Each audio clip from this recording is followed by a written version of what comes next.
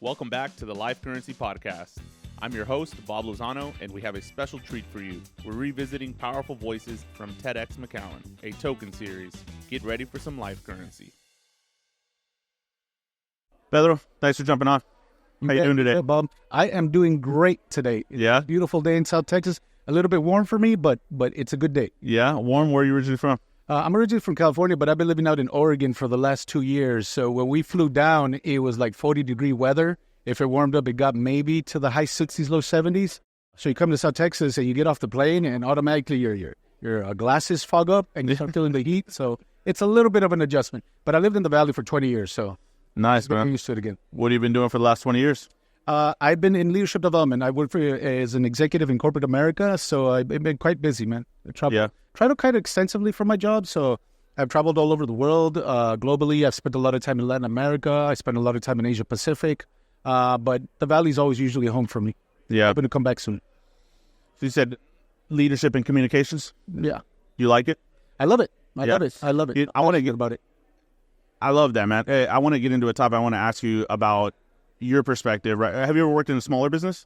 Yeah, I definitely have. I worked with some startups. I worked with my wife's business. She has a small startup as well, so definitely worked with a lot of business. Yeah, so I'm really interested in that because, a lot of our listeners are family-owned businesses and smaller businesses. Some are larger, but from your perspective and your experience, what would you say the biggest difference is between being a leader in a large company or a Fortune 500 company, correct me if I'm wrong, Fortune right? 50, yeah. Yeah, Fortune 50, yeah. Versus a small business. What can you speak a little bit towards that? Absolutely. I think the structure definitely is the biggest difference, right? Yeah. The structure and the way it lines up versus someone that is barely starting up and they're looking at what their business plan is going to look like and they're getting an ideology of what the metrics, what they're going after, what that looks like ultimately. I think those are amongst the biggest key differences. When you work for a big corporation, a lot of it is already established. So you come in there and you're tweaking stuff and you're saying, okay, are we looking at the right things? Are we looking at the right metrics? Are we looking at the right KPI? So you're just making tweaks on something that's already running. When you're building a small business, it's almost like you're working on the car while it's running. You're making adjustments on the fly. You're making movements on the fly. So it's a lot more dedication, but candidly, I feel it's a lot more work. I love that answer because you hit it right on the money. It actually gives me goosebumps, man, because we talk a lot about KPIs, and for the listeners out there, key performance indicators, just another way to say targets, right, and where you're going. Let's talk a little bit about the positives and perhaps some of the negatives of structure, right, because I think structure is pivotal for growth, right? Yeah. But what might you share with our listeners about, structure can be very helpful. I'm a huge advocate for it. I'm a huge advocate for systems, processes. But what might be some of those obstacles when people are implementing structure that might hinder a business, do you feel? Yeah. So look, and this is one I love this question because it's one of my biggest pet peeves. Look, I love structure. I love operational rigor. I love having discipline and be able to execute the same things and go after it because you know what you're going to do every day. But one of the symptoms or a symptomatic issue that comes out of that is that people get used to the structure and they want it and they can't make, it's hard when it fluctuates and there's flexibility. But when I go into a situation and ask, okay, what are we doing? We're doing this, this, and this. Why are we doing it? And then they answer, well, because that's the way we've always done it, because that's the structure. That's one of my biggest pet peeves, because that's not the correct answer. We shouldn't do things because that's the way we've always done them. We do things because it's the right way to do things and we're getting the return on investment that we're looking for. So we got to be flexible in our structure. Don't get me wrong. We have to have rigor, but we have to be intentional in that rigor. We have to understand like the business is going to move. The customer is going to move, the metric is going to move, and you have to have that ability to fluctuate with that and be able to make those movements. So when you're thinking from the angle, because you have that structure, well, that's just the way we do things, you got to think otherwise. You got to be open-minded. It kind of gets maybe monotonous or just stale. Well, they get comfortable in it, Bob, and comfort it's a beautiful place, but, I mean, it doesn't grow anything. I laugh because one of our director of operations in our company, his biggest motto right now, and something that he's been, in my ear about is winning is uncomfortable, and I think that's such a good saying because even though we look for comfort naturally, I think it's important for us to stay a little bit uncomfortable. 100%. And those are fascinating answers. Definitely, I think quickly your experience in a larger company and in your leadership role shines right through, man. I love it. Let's get into the customer service side of it because I think that's a big component, right? So can you kind of speak towards, your experience and how much do you value or how much do you emphasize on customer service being, number one? Oh, man. So, I grew up in customer service. So I not only believe customer service is foundational, customer service is the brick by which you build a business. If you don't have customer service, you're going to lose out on everything. Customers could spend the same amount of money on any item. Let's say you're selling a widget. I can go anywhere and buy that widget for $20. What's going to make your business different that's going to make me want to come back and keep on buying that widget at $20 when I can go to Team B and buy that same widget, but maybe they greet me with a smile. Maybe they send a thank you text afterwards. Maybe they send flowers to the house. Maybe they do something. So what is it that really makes you stand out? So I've been in a business where we weren't the biggest business in the enterprise. We weren't the biggest business in the industry, but we banked on customer service. We said, that is our strength. That's how we build. And the brand got known for that. The brand can build off of that. And once you have that in your back pocket, the rest of it becomes easy. Because with the good customer service, you build trust, and trust builds relationships. What do you think? Us as people, as leaders, we have to share customer service, right, to our own teams. Absolutely. So what's Pedro's differentiator? Yeah, so look, I approach everything from a situational leadership perspective, but I have a servant's heart, and we have to do that. We have to be willing to be servants to our people. Our customers aren't the ones that are just paying us, because a lot of times we look at that, right? It's the customer that's paying us. Our customers are the people we're developing. Our customers are our peers. Our customers sometimes are upwards as well. All those people are our customers, so we have to approach them from a servant's position and say, how can I help you? What can we do to make this grow? What can we make this do to make this better? I have a rule on my teams. We never greet in the morning by saying, hey, what were your numbers yesterday? Or what did you accomplish yesterday? That's a mistake. We greet everybody each morning. Hey, good morning. How's your day going? Yeah. And then the last thing you should ask them is, how can I make your day better? Yeah. And you have to greet them from that. There's, I was reading, actually a friend of mine shared with me that even in child development, the first 3 minutes of the day and the last 3 minutes of the day is very important in a child's development. And I think that is very applicable even in relationships. And I think it's also applicable in businesses and with working relationships, because you're speaking exactly on that. If the first 3 minutes is jump right in and you don't eye to eye and acknowledge, the human element, then you're going to lose some of that over time, And so I think that's a great differentiator, man. I love that as a leader. What could you tell some of our listeners on we talked about customer service and it being of the utmost importance, which I couldn't agree with you more. We talked about having a differentiator. What could you tell our listeners about how to implement customer service and train on it to where you have a system that helps you implement the customer service, but that you don't lose the human connection? Absolutely. And that's critical. And that's a very important part of it. I always used to tell my folks when I'm building teams and they're going to go into customer service, I said, and because I'm a little bit big, I'm 6'2", 240 pounds. Sometimes it's a little bit intimidating. Did you play sports? Yeah, I played sports in school. Nice. But I used to tell folks, look, every time that you're talking to a customer, I want you to pretend that that's my grandma. It's mi abuelita. And I love my grandma. Yeah. And if you knew I was listening to you, how would you treat that customer? Yeah. If you knew I was listening and you talk to my grandma, how would you treat that customer? When you talk to her bad, she might give you a sape too. Yeah. So. Well, I might give you a sape. Yeah. I might be upset with you. So let's have that conversation. Yeah. I want you to really think about that. And it makes you reflect. Now I want you to think that that's your grandma. How would you speak to your grandma? Yeah. What are the things you would do for your grandma? Would you go above and beyond each and every time? Absolutely. I want you to go above and beyond each and every time. Create a world-class experience, create a differentiating experience with the customer. Is that something you learned, or is it something that... I think it's something that's been passed down, but it's something that I've really perfected and using the abuelita, especially us here in South Texas. We're so used to that. So really getting it to that next level and going beyond and saying, it's your grandma now. What are you going to tell her? Let's have a conversation. Dude, man, that's a great one. To be honest, I've never heard of that. So just talk to abuelita. Yeah. Get you pretty far.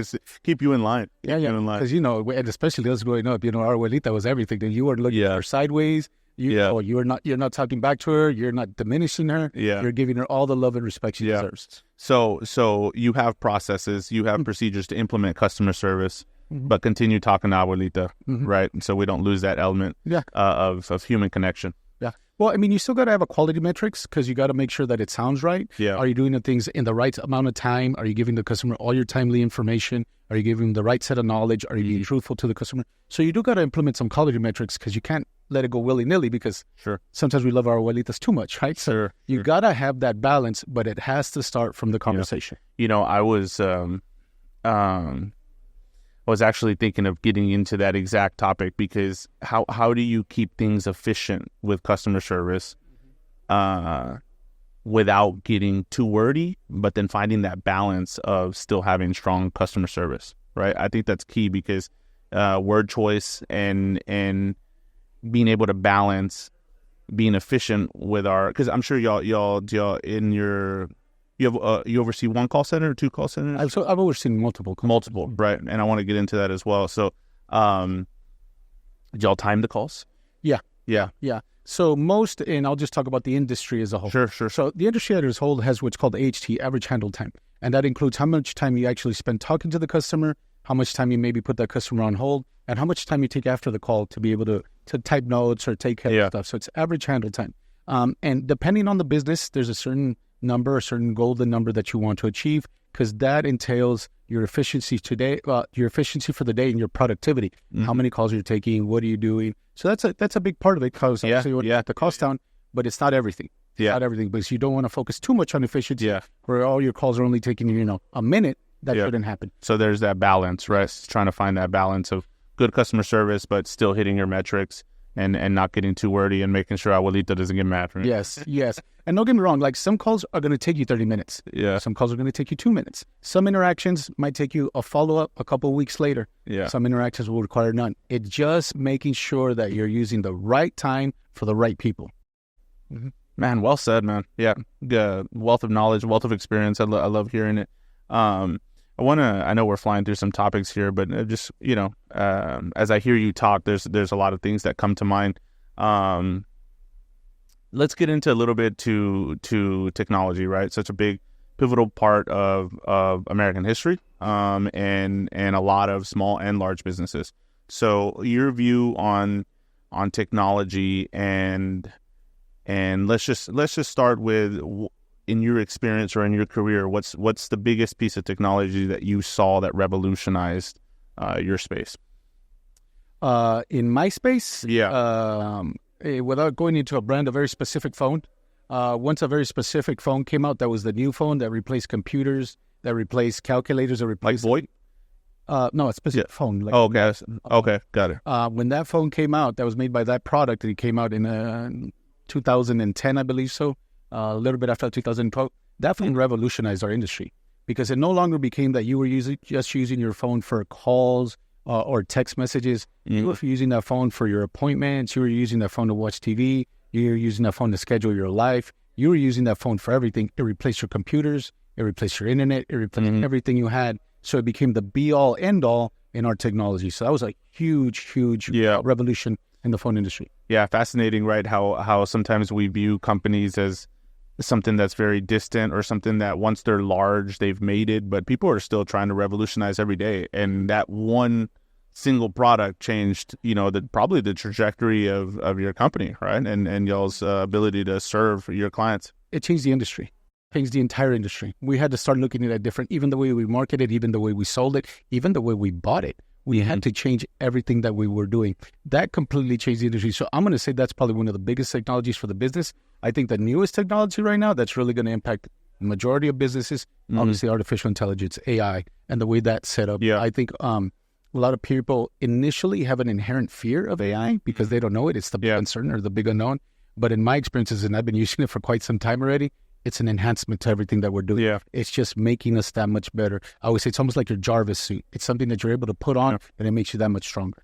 Yeah, I got a buddy of mine that says that, AI is not going to, it will never replace you, but someone using AI will replace you. That's actually, I heard a very senior leader say that one time. Yeah. He would say, look, AI is never going to replace you, but the person that operates AI more efficiently than you will replace you. Yeah.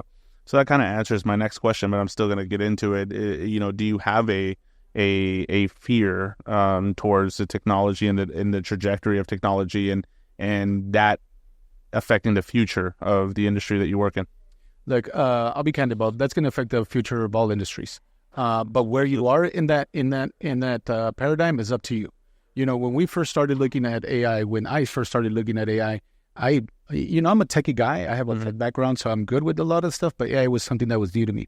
I remember I told my wife, like, hey, I got to brush up on this. This is coming up. I got to learn about it. So I read as many books as I could get. I watched as many TED Talks as I could find on the subject.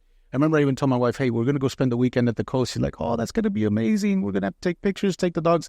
I said, you're going to do that. I'm going to go read books. I need time to really manifest this. I need time to really understand this and get to the deeper understanding. Are we doing that? Are you taking time to learn the business? Because you could sit back all day and say, I don't want to do that. Or you could be one of the first ones to make the changes. I prefer to be with the first ones to make the changes.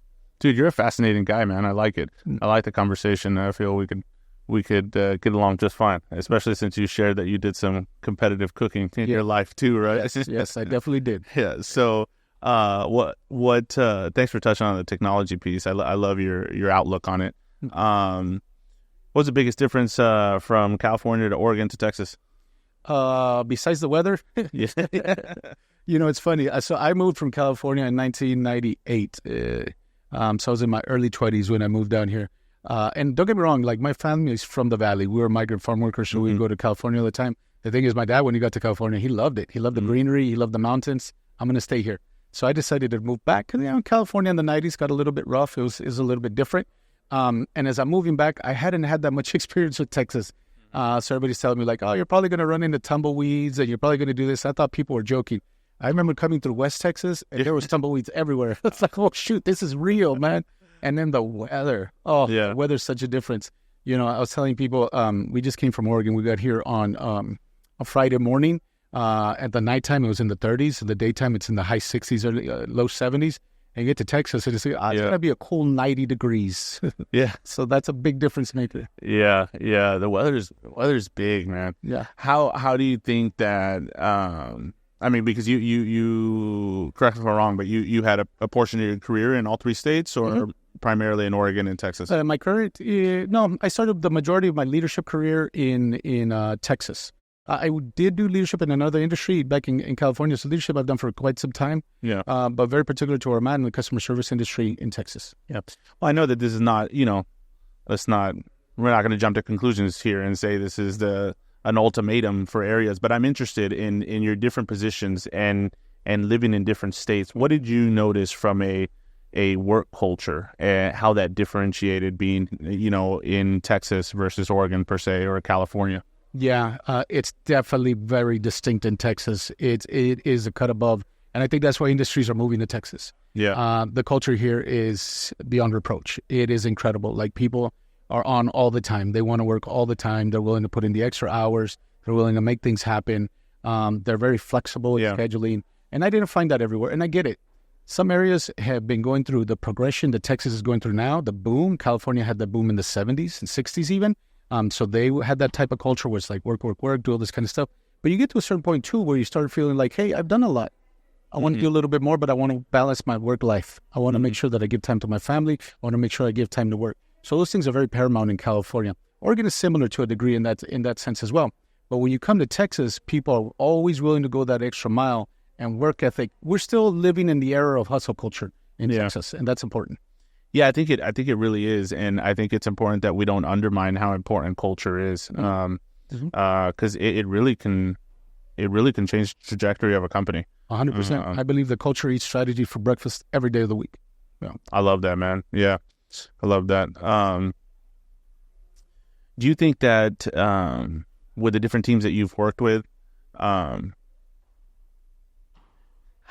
do you? Well, I guess I want to ask you a question, but let me just say this. How do you feel incentive structures plays a pivotal role in someone's career path, right? Even you can use yourself, for example. You can use people that report to you, but I'd really like for our listeners to hear, because in a multi-unit business, I think it's pivotal for us to have incentive structures. I have an incentive structure for myself, and I own the company, right? So it's what can you speak on that and your experience there, and how much do you value that or not? Well, I value that at the utmost. Incentives are a lot, but this is the thing. We got to be careful in how we incentivize and what we incentivize, right? because incentives are not the same everywhere. And sometimes we think like, well, I got to give more money. Sometimes that is not the key.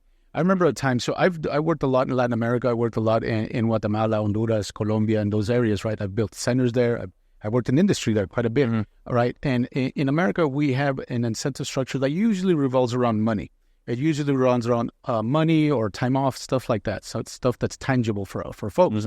So I remember one time we were in one of the Latin American countries and we're struggling to collect overtime. And so one of our senior leaders says, well, why don't we just pay them more for the overtime? I said, no, this is a different culture. It doesn't work that way. That's not an incentive for them. No, what do you mean? I said, see, look, in the States, it's different. Like you give people more money, they'll work whatever you want them to. But in Latin America, it's very different. If I go back and tell them, hey, I need you to spend time away from your family and I'm just going to pay you more, they're going to look at you and say, what kind of scumbag do you think I am that I would sacrifice time with my family for more money? Do you think I don't value my family? Yeah, my family is more important than money.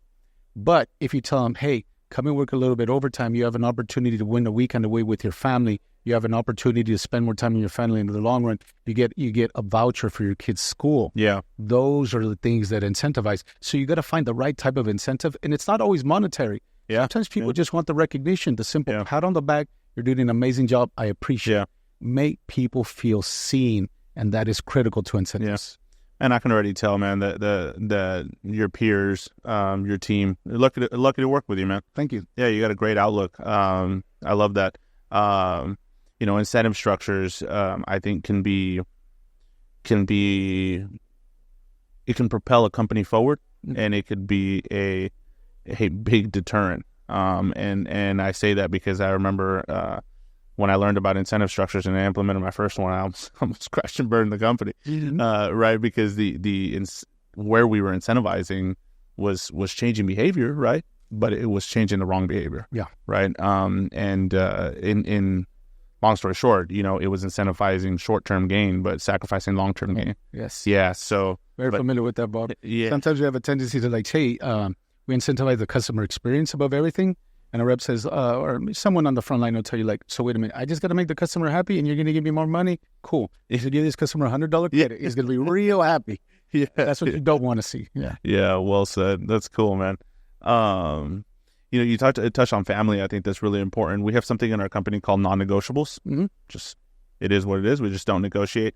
Family first is one of those things. I think that happy people are productive people. We firmly believe that family values are important. Can you speak a little bit on what are a couple non-negotiables for Pedro? Yeah, definitely. And this is big. You got to have non-negotiables. There's got to be certain aspects that you look at that you really prioritize. First and